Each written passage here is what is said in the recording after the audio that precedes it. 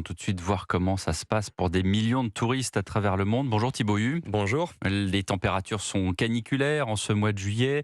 Certains ont réservé il y a des semaines, voire des mois, leurs vacances, leur voyage. Alors évidemment, quand on se retrouve en Grèce ou en Italie en ce moment, ça se passe pas forcément comme prévu. Et non, des visites annulées, des randonnées insoutenables sous le cagnard. La chaleur vient gâcher les vacances, comme en Grèce par exemple, où l'acropole d'Athènes doit fermer ses portes au public à la mi-journée.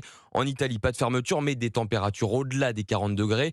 Hugo est moniteur de colonie de vacances. Il était à Naples la semaine dernière. Il part à Rome aujourd'hui avec des adolescents de 12 à 14 ans et il va devoir revoir tout son programme.